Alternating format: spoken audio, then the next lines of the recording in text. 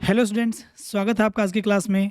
बच्चों, आज हम जो हमारा जीवन की मौलिक इकाई आपका जो चैप्टर नंबर 5 है वो हम आज समाप्त करने वाले हैं। जितने भी उसमें टॉपिक रहते हैं आज हम उन सबको क्लियर कर लेंगे।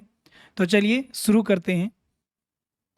तो बच्चों, आज आपने देखना है कि जो कोशिकाएं होती हैं उनके भागों के बारे में, उनके कोशिका अंग के बारे में। जैसे मैंने आपको लास्ट टाइम भी बताया था कि जो कोशिका है वो 3 चीज़ों से मिलकर बनी होती है। एक तो होता है कोशिका झिल्ली जिसको प्लाज्मा झिल्ली बोलते हैं, दूसरा होता है कोशिका द्रव, और एक होता है हमारा केंद्रक। और कोशिका द्रव में हमने देखा था काफ़ी सारी चीज़ें जो मैंने आपको बताई थी, वो सारी चीज़ें जो उनके कोशिका अंगक हैं उनके बारे में आज हम पढ़ने वाले हैं। तो देखिए, ये आपको 2 तरह की कोशिकाएं दिखाई गई हैं। एक कोशिका जो है, ये वाली जो कोशिका है आपकी, ये है आपकी जंतु कोशिका,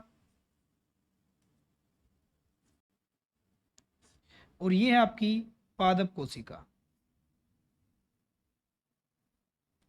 ये आपकी दोनों ही कोशिकाएं दिखाई गई हैं आपको। तो जो जंतु कोशिका और पादप कोशिकाएं में कुछ सिमिलैरिटीज भी हैं जो सारी कोशिकाओं में मैंने आपको बताया था देखने को मिल सकती हैं, यानी कि एक जैसे गुण। और कुछ अलग अलग भी गुण हैं जो केवल पादप कोशिकाओं में होंगे या जंतु कोशिका में नहीं होंगे। तो जैसे देखिए, जंतु कोशिका में जो आपको ये बीच में जिस भाग दिख रहा है, जो ये आपको दिख रहा है, ये होता है हमारा केंद्रक। क्या होता है हमारा? ये केंद्रक कहलाता है। और ये जो हमारी इसकी बाहर की जो ये झिल्ली होती है, ये हमारा केंद्रक हो गया। ये जो हमारी इसके बाहर की झिल्ली होती है इसको बोलते हैं केंद्रकीय झिल्ली। क्या बोलते हैं? केंद्रकीय झिल्ली, जो उसके बाहर की जो झिल्ली होती है। उसके बाद अगर हम यहाँ पर देखें, इसके अंदर जो है आपको ग्रीन ग्रीन सा जो यहाँ पर ये एक लिक्विड भरा होता है, एक द्रव भरा होता है, जिसको हम क्या बोलते हैं? कोशिका द्रव बोलते हैं। उसके बाद हमारी 2 तरह की अंतर्द्रवी जालिका होती है। एक होती है हमारी खुरदरी अंतर्द्रवी जालिका, और एक होती है हमारी जो होती है चिकनी अंतर्द्रवी जालिका। जो खुरदरी अंतर्द्रवी जालिका ये आपको दिख रही होगी यहाँ पर, जो ये जालिका है, ये जाली सा स्ट्रक्चर आपको दिखा होगा, ये है आपकी खुरदरी अंतर्द्रवी जालिका। और ये जो आपको दिख रही है यहाँ पर, ये जो भाग दिख रहा है, ये आपकी चिकनी अंतर्द्रवी जालिका, ये आपकी चिकनी अंतर्द्रवी जालिका है। ठीक है। उसके बाद अगर हम देखें तो आपको यहाँ पर छोटे छोटे ये बिंदु से दिखाई दे रहे होंगे यहाँ पर, जिनको हम क्या बोलते हैं? राइबोसोम बोलते हैं। क्या बोलते हैं? राइबोसोम बोलते हैं। इनके कार्य को अच्छे से पढ़ेंगे क्या क्या होता है। उसी के साथ अगर आपको यहाँ पे याद दिख रहा होगा, ये वाला जो भाग दिख रहा है आपको, ये वाला भाग, ये होता है माइटोकॉन्ड्रिया। क्या होता है? माइटोकॉन्ड्रिया। यहाँ भी आपको देखने को मिलेगा ये वाला भाग, और यहाँ भी देखने को मिलेगा, ये आपके माइटोकॉन्ड्रिया होता है। यहाँ पर आपकी तारक केंद्रक होता है यहाँ पर। और ये होती है आपकी प्लाज्मा झिल्ली। प्लाज्मा झिल्ली जो होती है आपको पता है, ये इसका बाहरी आवरण होता है, उस कोशिका का बाहरी आवरण। एक बाहर की जो झिल्ली होती है वो होती है इसकी प्लाज्मा झिल्ली। और एक होता है इसका, ये जो आपको दिख रही है कुछ इस तरह की जो ऐसे संरचनाएं दिख रही हैं आपको, ये होते हैं गोल्जी उपकरण कहलाते हैं। क्या कहलाते हैं? गोल्जी उपकरण। और ये जो गोल्जी उपकरण नाम है, इसमें जो गोल्जी है ये आपको थोड़ा सा अटपटा सा लगेगा, ये एक साइंटिस्ट के नाम पर रखा गया है। ठीक है। तो ये तो हो गया जंतु कोशिका के बारे में। कुछ ऐसे ही देख लेते हैं पादप कोशिका के बारे में, जो पेड़ पौधों में कोशिकाएं पाई जाती हैं। अब अगर उनमें देखें तो ध्यान से देखिए, सेम उसी तरह से यहाँ पे कोशिका द्रव भरा हुआ है इस कोशिका के अंदर। इसमें हरित लवक होते हैं, ये हरित लवक आपको देखने को मिल जाएंगे। ठीक है। ये हरित लवक होते हैं हमारे, जहाँ पर प्रकाश संश्लेषण जो अभिक्रिया होती है उसके लिए जो यहाँ पर ये जो होते हैं उत्तरदायित्व होते हैं। उसके बाद यहाँ पर अगर हम देखें, यहाँ पर भी सेम उसी तरह से 2 हमारे छोटे छोटे बिंदु दिखाई दे रहे होंगे, इनको राइबोसोम बोलते हैं। उसी तरह यहाँ पे एक भाग होगा जिसको हम माइटोकॉन्ड्रियन बोलेंगे। सेम यहाँ पर आपको माइटोकॉन्ड्रिया देखने को मिल जाएंगे। उसी तरह से इसकी देखिए दो भी, हमें पता है कि इसकी कोशिका झिल्ली के साथ साथ एक कोशिका भित्ति भी होती थी जो सिर्फ पादप कोशिकाओं में पाई जाती थी। तो यहाँ पर हमें दिख रहा है जो इसका बाह्य जो भाग है उसको बोलते हैं, यहाँ पर जो ये भाग है इसका, इसको बोलते हैं कोशिका भित्ति। और ये होता है इसका बाह्य कोशिका भाग, जो बाह्य कोशिका जो मध्य कोशिका होती है इनके बीच में एक। फिर आता है प्लाज्मा झिल्ली, जो अंदर वाली जो झिल्ली होती है उसको प्लाज्मा झिल्ली बोलते हैं, आपको दिख रहा होगा। ये केंद्रीय झिल्ली होती है, इस ये उसका केंद्र है, और इस केंद्र में ये जो बाहर वाली होती है इसको बोलते हैं केंद्रीय झिल्ली। क्या बोलते हैं? केंद्रीय झिल्ली। उसके बाद इसके अंदर ये जो हो गया ये केंद्रक हो गया। उसी प्रकार यहाँ पर ये आपको संरचनाएं सी दिख रही होंगी ऐसे ऐसे, ये हो गए गोल्जी उपकरण। और यहाँ पर आपके हो गए हरित लवक, जो कि थाइलो जो हमारी क्या होती हैं, थाइलोक्वाइड प्रदर्शित करते हैं, मतलब जो उनके अंदर प्रकाश संश्लेषण की जो अभिक्रिया को जो दर्शाते हैं। उसी प्रकार अगर हम ऊपर की तरफ देखें तो यहाँ पे हमारा लाइसोसोम होता है, ठीक है, लाइसोसोम भी हम पढ़ेंगे आगे क्या होता है। फिर ये हमारी आती है खुरदरी अंतर्द्रवी जालिका और ये आती है चिकनी अंतर्द्रवी जालिका। उसी प्रकार इसमें हमें देखने को मिलता है जैसे ही जंतु कोशिका में होता है। तो ये तो हो गया उनके स्ट्रक्चर के बारे में। अब इनके जितने भी कोशिका अंगक हैं उनको हम डिटेल में पढ़ते हैं और उनके कार्य के साथ पढ़ते हैं कैसे होता है। तो पहला जो हमारा भाग है वो आता है अंतर्द्रवी जालिका क्या होती है। तो अंतर्द्रवी जालिका क्या होती है, देखिए ये एक झिल्ली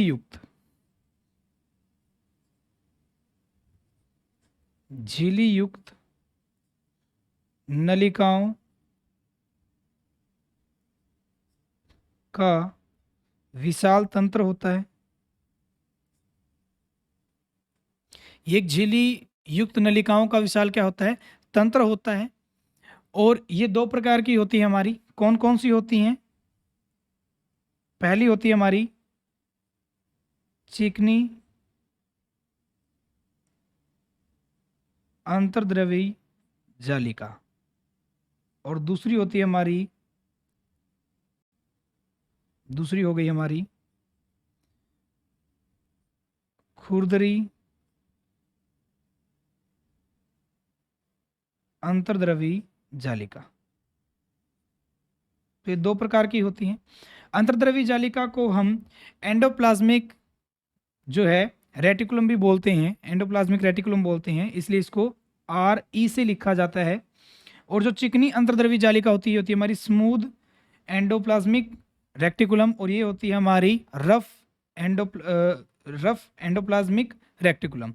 तो इसको हम कई बार SES, इसको हम ER से लिखेंगे एंडोप्लाज्मिक रेक्टिकुलम, और ये होती है हमारी स्मूथ एंडोप्लाज्मिक रेक्टिकुलम और ये होती है हमारी रफ एंडोप्लाज्मिक रेक्टिकुलम। ठीक है। अब चिकनी अंतर्द्रवी जालिका जो होती है वो झिल्ली युक्त नलिकाओं से बनी होती है, सेम उसी तरह से। और ये जो है ये लिपिड का जो है निर्माण, जो मतलब कि लिपिड है उसको बनाती हैं।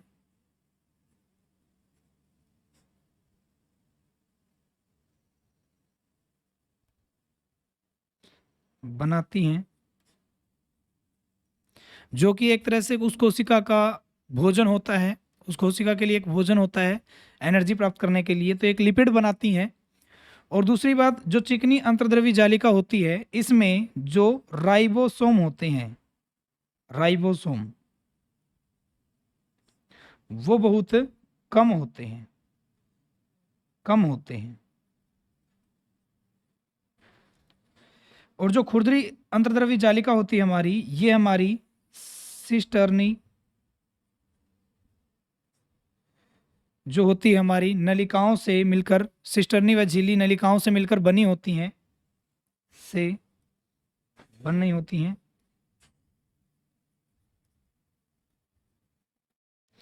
और ये क्या कार्य करती हैं, ये प्रोटीन को संश्लेषण का कार्य करती है, प्रोटीन संश्लेषण, प्रोटीन संश्लेषण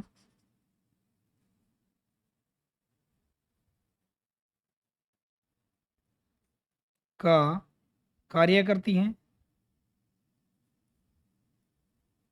और साथ में ही इसमें जो राइबोसोम्स होते हैं, राइबोसोम्स, राइबोसोम जो होते हैं वो बहुत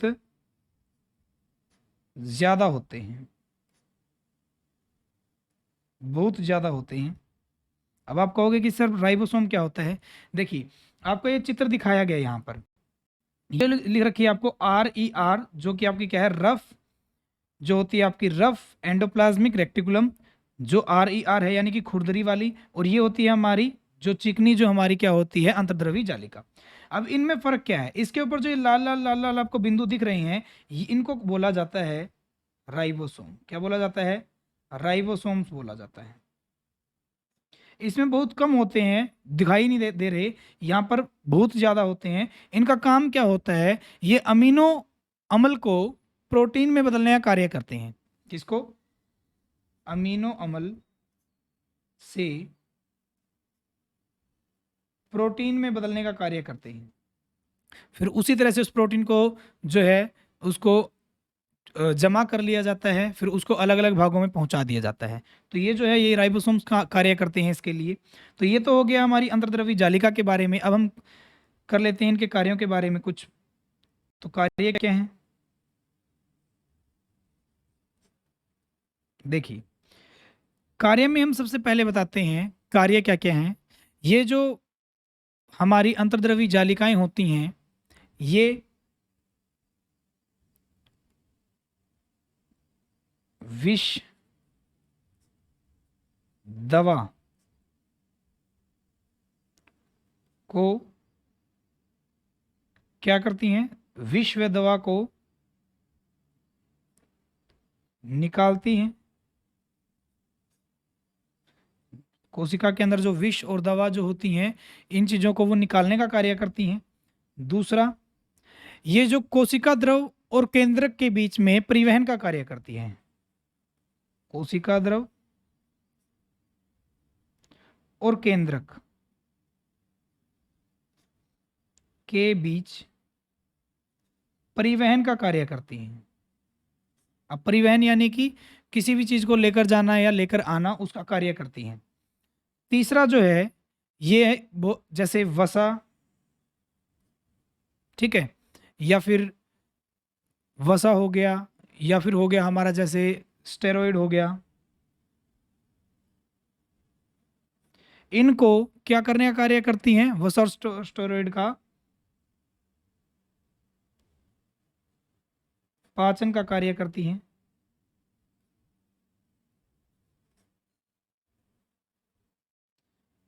चौथा जो हमारा हो जाता है यहाँ पर, यह जो है रासायनिक क्रियाओं के लिए, किनके लिए, रासायनिक क्रियाओं के लिए, क्रियाओं के लिए सतह उपलब्ध कराती है। यानी जितनी भी रासायनिक क्रियाएं होंगी उनके लिए उस सेल के अंदर, उस कोशिका के अंदर, उनके लिए सतह भी उपलब्ध कराती हैं। क्या, अंतर्द्रव्य जालिकाएं, ठीक है। क्योंकि इनका जो सरफेस होता है वो सरफेस तो क्या कार्य करता है, रासायनिक क्रियाओं को करवाने के लिए उपलब्ध उसका एरिया जो होता है, उसकी जो सतह उपलब्ध कराता है। और वो वसा, स्टेरॉइड जो होते हैं, इनका भी क्या कर लेती हैं, पाचन करने का कार्य करती हैं।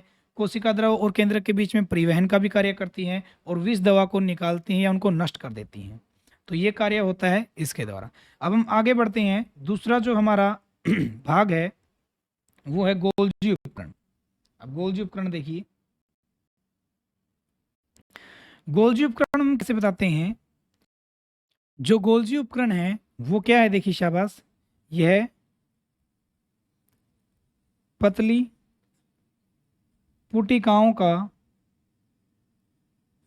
पतली पुटिकाओं का समूह होता है, जो क्या होते हैं, समांतर होते हैं। ये पुटिकाएं समांतर होती हैं। देखिए जो आपको ये दिख रही है ना, ये जो पुटिकाएं हैं ये ऐसे समांतर होती हैं एक दूसरे के। और ये पुटिकाओं का समूह होता है जिसे हम कुंडिका कहते हैं। क्या कहते हैं, कुंडिका कहते हैं। कैसे बताएंगे, यह पतली पुटिकाओं का समूह है जो समांतर होती हैं, और ये कुंडिका इन्हें कहा जाता है। ये कार्य क्या करती हैं वो देख लीजिए।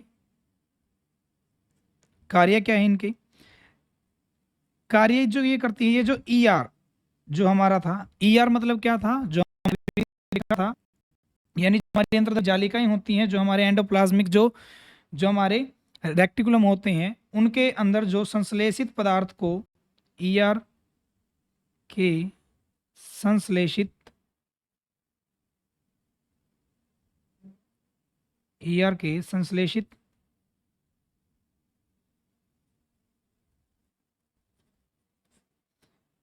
पदार्थ को जो स्टोर करने का कार्य करती हैं, उन पदार्थों को हम लिख सकते हैं जमा करती हैं, ठीक है। दूसरा कार्य क्या है? ये लाइसोसोम को बनाती हैं, लाइसोसोम का निर्माण करती हैं।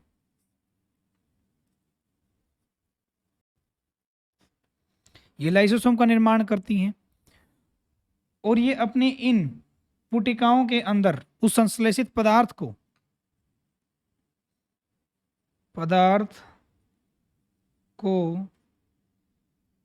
जमा करती हैं, वह रूपांतरित करती हैं, वह रूपांतरित करती हैं।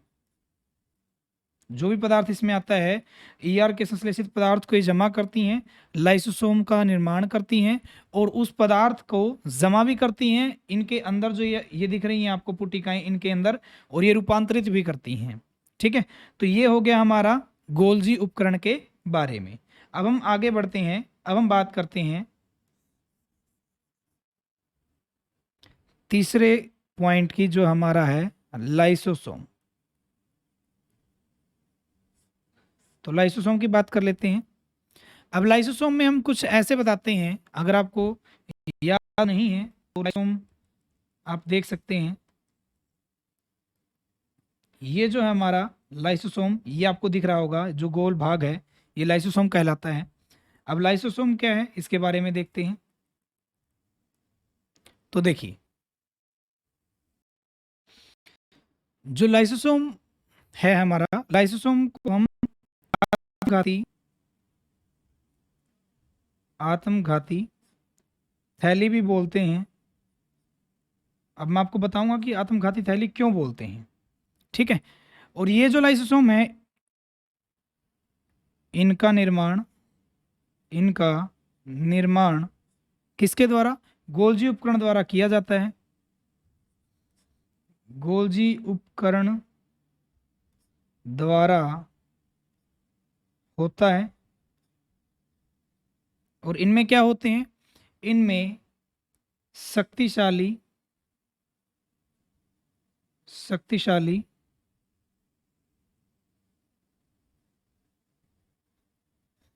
पाचनकारी एंजाइम होते हैं।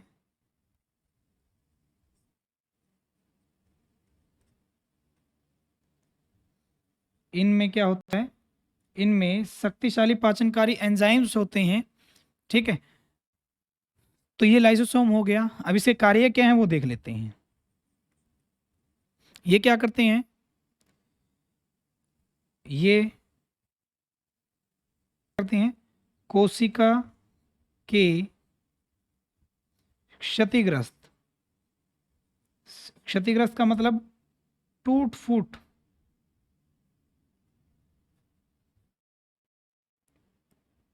के भागों का पाचन करते हैं। जो टूट फूट के भाग आ जाते हैं उनका पाचन करते हैं। ठीक है, हानिकारक जो पदार्थ होते हैं, हानिकारक पदार्थों का भी पाचन करते हैं। हानिकारक पदार्थों का भी क्या कर लेते हैं? ये पाचन करते हैं और कोशिका को साफ रखते हैं, क्योंकि उसमें जितने भी प्रकार के, जितने भी टूट फूट होती है, या जितने भी टूट फूट के बाद जितने भी उसके अंदर जो भी पदार्थ होता है, उस सारे पदार्थों का ये पाचन कर लेते हैं और कोशिका को साफ कर लेते हैं। अब देखिए, इसको आत्मघाती थैली क्यों बोला जाता है? क्योंकि कई बार क्या हो जाता है, हमारी जो कोशिकाएं हैं वो मृत हो जाती हैं। ठीक है, किसी कारणवश वो मृत हो जाती हैं बहुत सी कोशिकाएं। तो उन कोशिकाओं में जो होता है, ये जो हमारे लाइसोसोम है ये फट जाते हैं, और फटने के बाद जो ये एंजाइम है, जो पाचनकारी एंजाइम है, ये खुद के ही भागों का क्या करना स्टार्ट कर देते हैं? पाचन करना शुरू कर देते हैं। इसीलिए इसको बोला जाता है कि ये आत्मघाती थैली।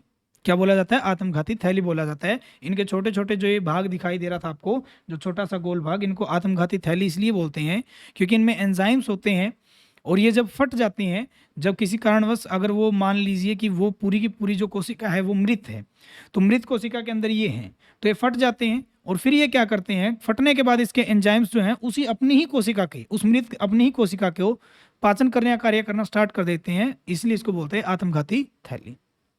ठीक है, तो ये हो गया हमारा लाइसोसोम के बारे में। अब हम आगे बढ़ते हैं, अब आता है माइटोकॉन्ड्रिया। क्या आता है, माइटोकॉन्ड्रिया के बारे में अब हम देखते हैं। जो माइटोकॉन्ड्रिया है हमारा, ये सबसे अलग है। ठीक है, तो माइटोकॉन्ड्रिया देखते हैं क्या होता है। यह है दो तरह की झिल्लियों से बना होता है। यह दो तरह की झिल्लियों से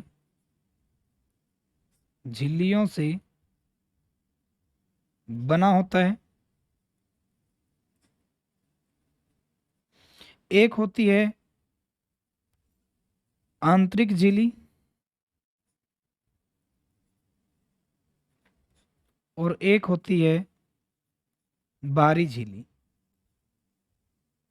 एक होती है आंतरिक झिल्ली और एक होती है बाहरी झिल्ली। अब ये जो हमारा ये दिखा रखा है आपको, ये है माइटोकॉन्ड्रिया। इसका जो बाहर वाला जो भाग है ये होती है इसकी बाहरी झिल्ली, और इसके ऊपर छोटे छोटे छोटे छोटे ऐसे छेद से बने होते हैं, इसको बोलते हैं बाहरी झिल्ली। आंतरिक झिल्ली जो होती है आपको इसके अंदर ऐसे ऐसे आपको ऐसे संरचना दिख रही होगी, तो ये जो इसकी जो झिल्ली है ये कहलाती है इसकी आंतरिक झिल्ली। कौन सी कहलाती है, इसकी आंतरिक झिल्ली कहलाती है। ये इसकी आंतरिक झिल्ली कहलाएगी और ये कहलाती है इसकी बाहरी झिल्ली। ठीक है, इसी के अंदर आपको देखने को मिलेगा ग्रीन ग्रीन सा, अगर आपको दिख रहा होगा यहाँ पर एक बिंदु सा दिख रहा होगा, ये होता है इसका राइबोसोम। क्या होता है, राइबोसोम। जो मैंने बताया था राइबोसोम जो अमीनो अम्ल को प्रोटीन में बदलने का कार्य करते हैं, ये इसके अंदर राइबोसोम होता है। और अगर आपको रेड कलर से, अगर आपको यहाँ पर थोड़ा सा दिख रहा हो, यहाँ पर अगर आपको भाग दिख रहा है, तो ये जो भाग होता है इसका, ये होता है इसका राइबोसोम्स। और ये जो इसका अगर आपको भाग दिख रहा होगा, कई जगह पे आपको दिख रहा होगा, ये वाला जो भाग है इसका, ये कहलाता है, इसको इसका क्या बोला जाता है, डीएनए बोला जाता है। ठीक है, तो ये हो गया इसका डीएनए, यानी इसका खुद का राइबोसोम और खुद का डीएनए होता है। और ये जो होता है ये यूकैरियोटिक कोशिकाओं में पाया जाता है। सिर्फ किसमें, केवल यूकैरियोटिक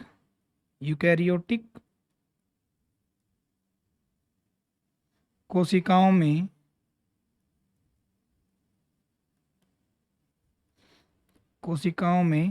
पाया जाता है। अब यूकैरियोटिक क्या होता है ये मैंने आपको लास्ट वीडियो में बता दिया है। अगर जिस भी बच्चे ने वो वीडियो नहीं देखी है तो वो आप जो है पीछे वाली वीडियो को जाकर देख सकते हैं। उसी में मैंने आपको बताया था कि यूकैरियोटिक क्या होते हैं, प्रोकैरियोटिक क्या होते हैं। यूकैरियोटिक कोशिकाओं में पाया जाता है और इसका खुद का डीएनए और खुद का राइबोसोम्स होता है। ठीक है, और इसको बोला जाता है कोशिका का पावर हाउस। क्या बोला जाता है, कोशिका का पावर हाउस भी बोला जाता है। इसका कार्य क्या है, इसका एक ही कार्य है, यह है जो है ऊर्जा को एटीपी के रूप में जमा करके रखता है। ये ऊर्जा को जितनी एनर्जी होती है उसको एटीपी क्या होता है, ये होता है एंडिनोसाइन ट्राइफॉस्फेट। एंडिनोसिन ट्राइफॉस्फेट इसके रूप में जो है ऊर्जा को जमा करके रखता है। तो ये हो गया माइटोकॉन्ड्रिया के बारे में। क्या क्या मैंने आपको बताया माइटोकॉन्ड्रिया के बारे में, ध्यान से देखिए। माइटोकॉन्ड्रिया जो है ये दो झिल्लियों से, यानी कि डबल जो होती हैं, दो झिल्लियों से बना होता है। एक होती है बाहरी झिल्ली और एक होती है भीतरी।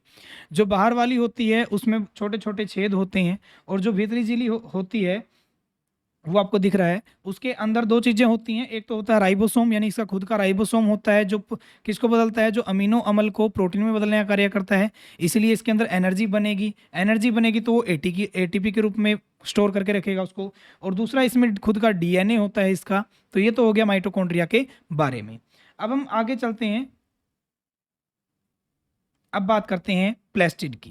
किसकी बात करते हैं? प्लास्टिड। तो ये देखिए क्या होता है इसका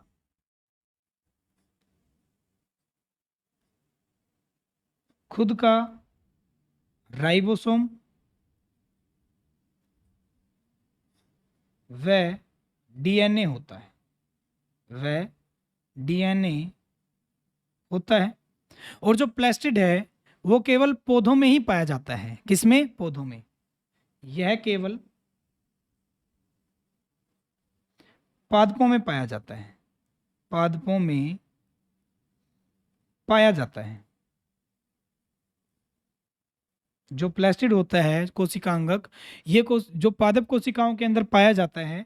और ये जो है इसके पास खुद का राइबोसोम्स और खुद का डीएनए होता है, यानी कि ये अपना भोजन जो है खुद बनाकर स्टोर करके रख सकता है। ठीक है। तो इसमें जो प्लास्टिड है उसको तीन प्रकार से बांटा गया है। प्लास्टिड जो है वो तीन प्रकार का होता है। अब वो तीन प्रकार कौन कौन से हैं वो देख लेते हैं।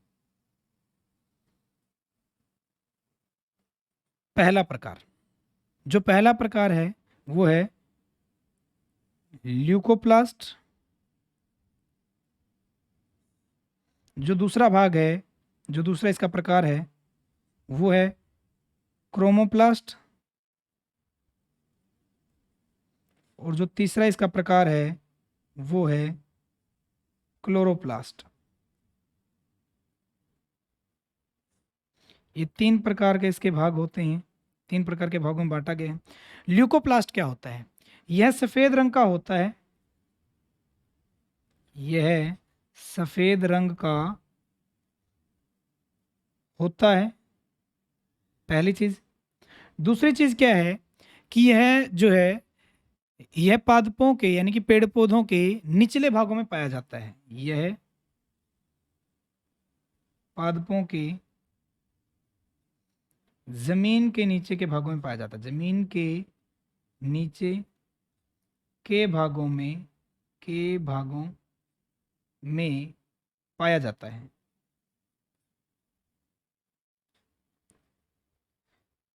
नीचे के भाग यानी कि जैसे जड़ों में पाया जाता है इस प्रकार से। तो ये जमीन के नीचे के भागों में पाया जाता है, व्हाइट कलर का ये होता है, इसको बोलते हैं यूकोप्लास्ट, सॉरी ल्यूकोप्लास्ट। अब बात करते हैं क्रोमोप्लास्ट की। यह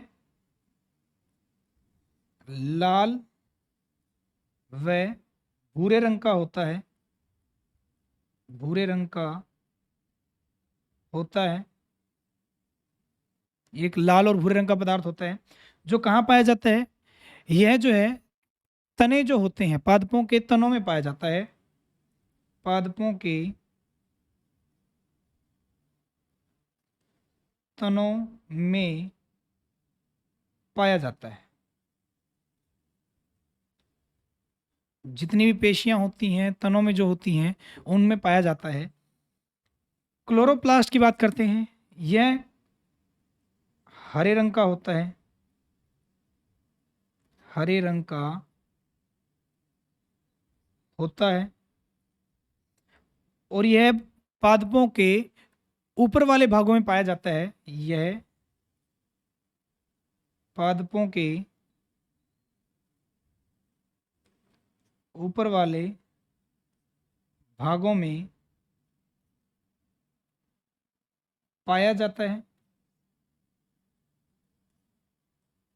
ऊपर वाले भाग क्या हो गए? जैसे पत्तियों में, ठीक है, पत्तियों में। तो ये हो गया प्लास्टिड के तीन प्रकार जो हैं आपके, ल्यूकोप्लास्ट, क्रोमोप्लास्ट और क्लोरोप्लास्ट के बारे में। अब पढ़ लेते हैं इनके कार्य क्या क्या हैं उनके बारे में। जो हमारे क्रोमोप्लास्ट और क्लोरोप्लास्ट हैं ये दोनों जो हैं ये CO2 और सूर्य के प्रकाश की उपस्थिति में प्रकाश संश्लेषण अभिक्रिया द्वारा भोजन बनाते हैं। क्या? क्रोमोप्लास्ट और क्लोरोप्लास्ट ये जो दोनों हैं ये क्या कार्य करते हैं? कार्बन डाइऑक्साइड व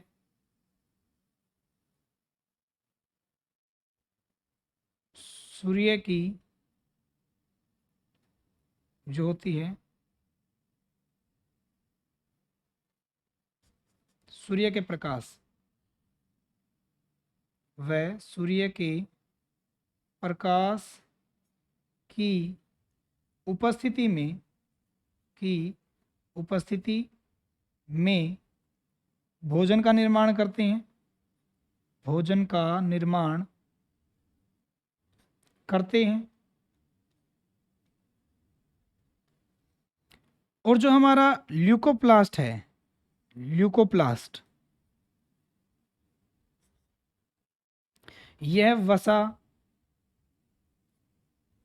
प्रोटीन आदि का भंडारण का कार्य करता है, आदि के भंडारण का कार्य करता है। यानी ये प्रोटीन और वसा जैसे पदार्थों का भंडारण करता है। तो ये हो गया हमारा प्लास्टिड के बारे में कि प्लास्टिड जो हमारा पांचवा भाग था। अब हम बढ़ते हैं हमारे छठे पार्ट की तरफ। अब छठा प्रकार हमारा आता है रसधानियां,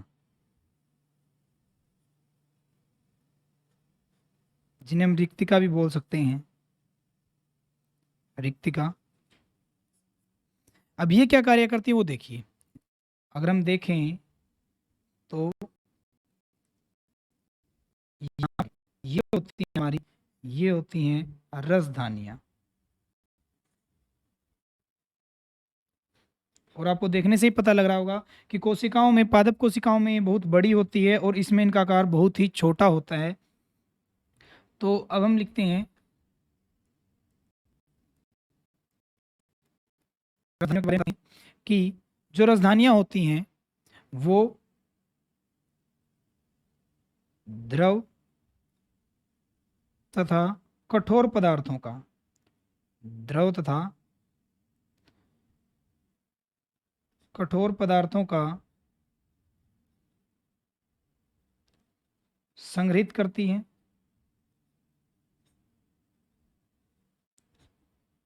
क्या करती हैं? द्रव तथा कठोर पदार्थों को संग्रहित करती हैं। और ये रसधानियां पादप कोशिकाओं में आपको पता ही है, जैसे मैंने आपको अभी दिखाया, पादप कोशिकाओं में ज़्यादा बड़ी होती हैं और जो जंतु कोशिकाएं हैं उनमें ये छोटी होती हैं। पादप कोशिकाओं में